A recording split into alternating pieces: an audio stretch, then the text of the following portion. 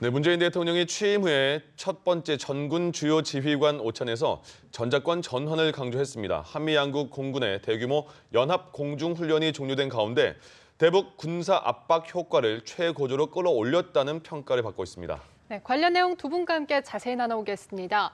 문근식 한국국방안보포럼 대외협력국장, 신범철 국립외교원 교수 나오셨습니다. 어서 오세요. 안녕하세요. 안녕하세요. 예, 문재인 대통령이 어제 말씀드린 전군 지휘관 오찬에서 전시 작전권 전환을 조건을 조속하게 확보를 해야 된다 이렇게 언급을 했습니다. 어떤 의미로 받아들여야 됩니까?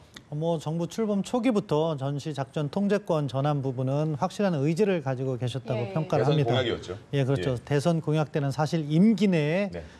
전환하겠다 하는 말씀하셨는데 한미 정상 간의 회담을 통해서 임기보다는 조속한으로 바꿨습니다. 예. 그러니까 조건에 기초한 전자권 전환, 그러니까 우리 군의 능력을 확보한다는 그런 조건도 강조하시면서도 그것을 조속히 전환하겠다. 그러니까 보다 조속히 우리 군의 능력을 확보하고 전자권 전환을 이뤄내겠다는 의지의 표명이라고 생각하고요. 예. 그러니까 전군 주요 지휘관에게 대통령의 뜻을 전한 것이다. 그렇게 생각합니다.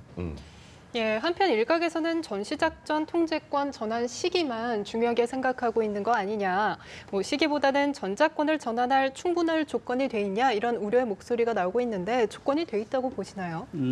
그런 우려를 할 수 예. 있죠. 소속칸으로 바꾸니까 이거 왜 이렇게 빨리 서두르냐 이런 측면은 있는데 사실은 노무현 정부 때 시작해가지고 한미 양국에서 다 합의를 했잖아요. 예. 합의할 때 그냥 하는 건 아니라고요. 다 네. 조건을 따져가지고 한국군이 지휘하는 능력도 된다. 그다음 어느 정도 능력 갖춰야 니네한테 평가하고 하는 거기 때문에 그럼에도 불구하고 지금 두 번의 연기를 했어요. 예. 그리고 또 정권 말기에 가면 추진하기가 어렵다고 사실상.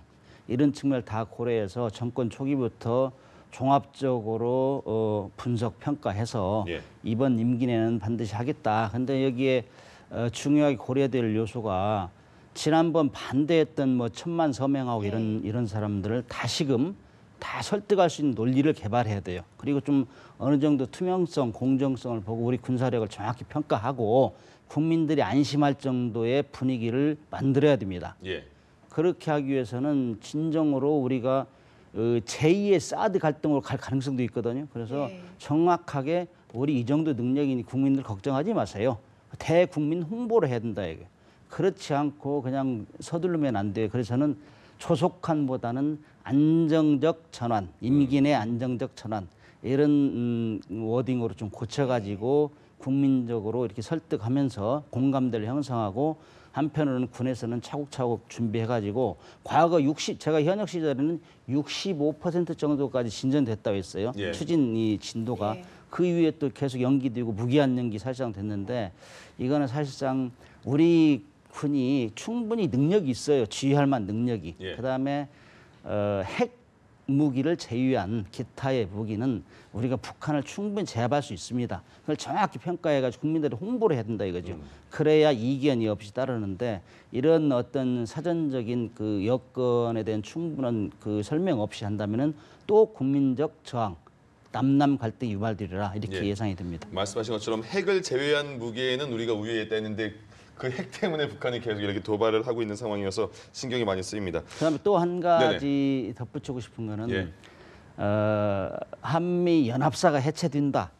그다음에 미군이 자동적으로 전쟁이라면 개입할 조건이 없어진다 이렇게 우려하는데 네. 그런 우려를 불식시킬 수 있는 그거를 다 안을 만들어서 국민들로 얘기를 해야 돼요. 예. 그다음에 핵 억제 능력 이거는 지난번에 그 항모전단이 세 척이 왔잖아요. 그다음에 이번에 또 스텔스기 그냥 귀신 그 비행기라고 하는 예. 스텔스기가 와가지고 예. 이 한반도에서 훈련을 했고 이런 걸 보여줄 때는 분명하게 미국에서 핵 억제력을 보여주고 있다고 봐요. 비욘비, 예, 예. 브라보 이런 거 오면은. 네. 그래서 이런 면을 국민적 걱정을 일단 씻어드리고 예. 그다음에 추진하는 것이 좋겠다 이렇게 생각합니다. 알겠습니다. 추가 질문이 많으니까요. 그때 네. 조금씩 더 말씀하시면 좋을 것 같습니다. 우리나라가 전자권을 독자적으로 수행할 때 군사력 약화에 대한 우려가 있는데 그거를 좀 대안 방안이 삼축 체계라는 말이 있잖아요. 근데 킬체인 운영을 위한 탐지 시스템이 2020년 중반에 도입이 될 수 있다 이런 말이 나오면서 너무 늦어지는 거 아니냐 이런 우려가 일각에서 나오고 있습니다. 그건 어떤 내용입니까? 뭐 그런 부분은 그러니까 전시작전 통제권을 우리가 주도적으로 전환한다는 것은 우리가 전쟁이 발발했을 때 작전을 주도적으로 운영한다. 그러기 위해서는 그것을 뒷받침할 수 있는 능력을 갖춰줘야 된다. 그 대표적인 것이 우리 군이 이야기한 한국형 삼축 체제. 그러니까 킬체인, 그러니까 미사일 발사하기 전에 먼저 억제하는 거고요. 그리고 미사일 방어, 그리고 대량 응징 보복. 이 세 가지 능력을 갖춰야지 우리가 전작권을 가져오더라도 제대로 지휘 통제를 할 수 있다 하는 우려에서 이제 지적이 되는 사항인데요. 맞는 지적이라고 생각합니다. 그래서 우리 군이 보다 조속히 그러한 능력을 갖추는 것을 추진해 나가는 거고 이번에 대통령께서도 그 점을 강조했다고 생각해요. 다만 이제 그런데 어떻게 구체적으로 이것을 보여줄 것이냐. 아까 문 의원님께서 이야기하신 그 안정적 전환을 위해서는 국민을 설득하고 그런 부분이 있는데 지금 우리가 이제 곧 나올 거라고 생각합니다. 국방부에 중요한 두 가지 문서가 있습니다. 국방개혁 기본계획 그리고 국방기본정책서 이것을 통해서 우리의 국방 전략과 그리고 무기체계 획득이라든가 국방개혁의 방향이 정해지면 그 안에 포함이 돼야 된다고 생각해요. 그러니까 전작권 전환의 타겟 연도가 있을 거예요. 아직 말은 하지 않지만 그때까지 구체적으로 뭐 킬체인의 아까 말씀하신 그런 탐지 능력이라든가 그런 것을 조금 더 시기를 앞당겨서 구축을 하는 노력이 필요한 거죠. 이런 것들이 하나하나 계획으로 만들어지고 또 국민들에게 보여질 때 안정적 전작권 전환이 이루어진다 그렇게 생각합니다. 한편 송영무 장관의 유사시 최단 시간 내 최소 희생으로 전쟁을 종결할 수 있는 새로운 작전 수행을 개념을 발전시키겠다라고 언급을 했습니다. 어떤 작전을 말하는 걸까요? 최근의 전쟁 중에서는 이라크전을 생각하시면 돼요. 국민들 깜짝 놀랐을 거예요. 갑자기 그냥 뭐 해상에서 공중에서 미사일이 해가지고 사전에 그냥 중요한 표적을 다 때려 부시고 영화 보는 줄 알았습니다. 그렇게 하고 이제 그 지상군이 전진해서 최종적으로 길을 꽂는 이런 전쟁이었잖아요. 사실상은 여건 작전이죠. 여건 조성. 전투에 가서 우리가 피해를 줄일 수 있으려면 사전에 감시망을 다 제거해야 돼요. 레이더망 이런 거를. 그래서 전자전기가 먼저 떠서 다 레이더를 마비시키고 그다음에 최근에는 이제 EMP탄도 얘기하잖아요. 전자기 펄스로 해가지고 모든 장비를 마비시키고 이렇게 한 다음에 해상 그다음에 공중에서 주요 표적 우리도 지금 한 700여 기를 보고 있어요. 북한에 여기를 미사일 공격해서 사전에 제압한다 이런 개념이죠. 그러니까 그렇게 하면은 주요 표적에 대해서 공격하기 때문에 인명살상은 최소화하면서도 빨리 끝낼 수 있네요. 그러니까 어떻게 보면 해공군 작전 우위 이것이 많이 부각되는 차원이라고 볼 수 있겠습니다. 알겠습니다.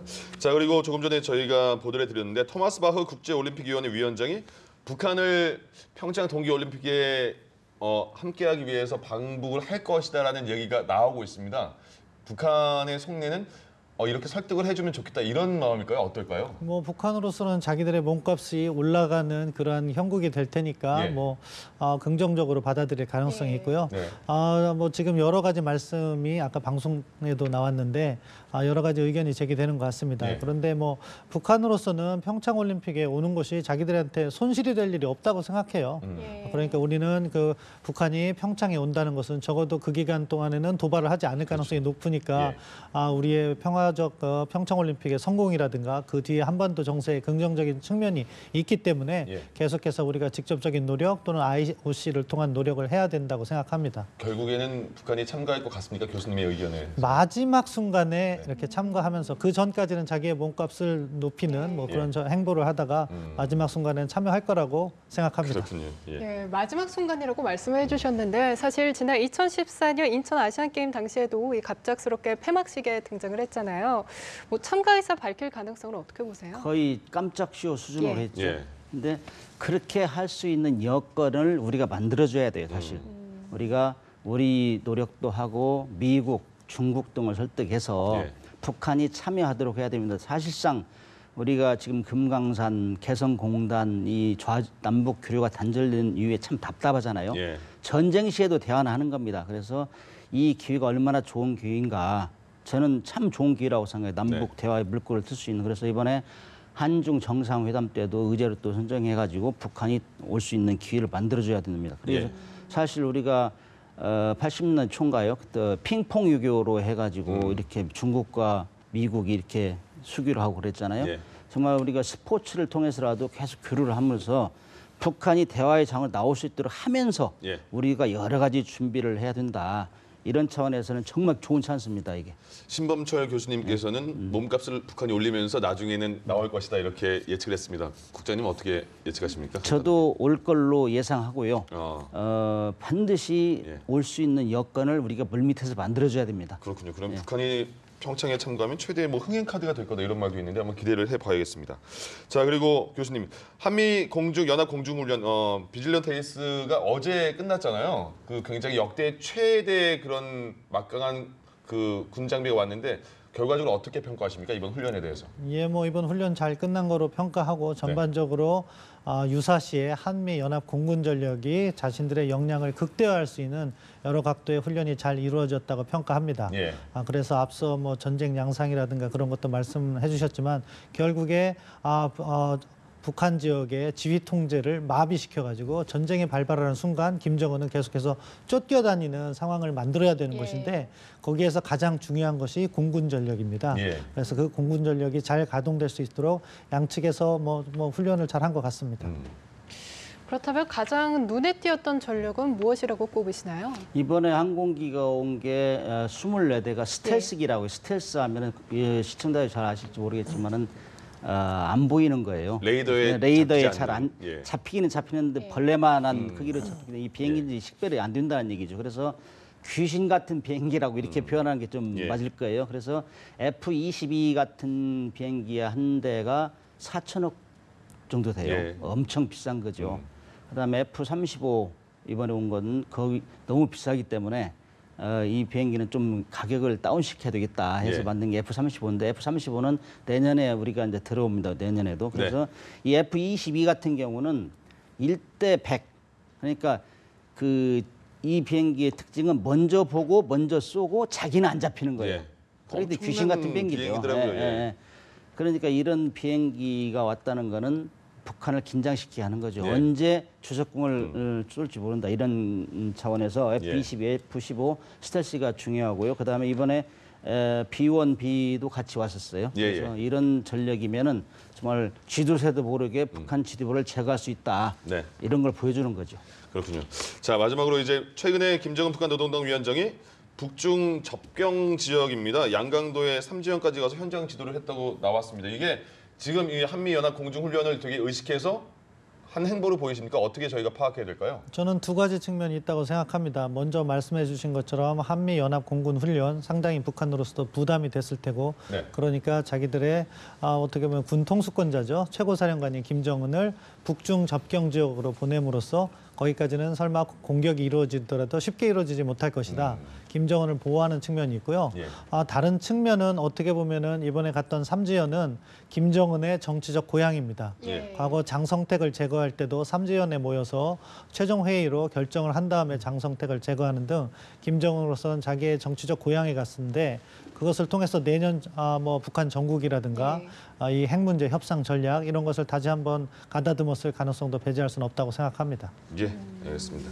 오늘 말씀은 여기까지 드려야겠습니다. 예, 지금까지 문근식 한국국방안보포럼 대외협력국장 신범철 국립외교원 교수와 함께 얘기 나눠봤습니다. 두 분 말씀 고맙습니다. 네, 감사합니다. 네.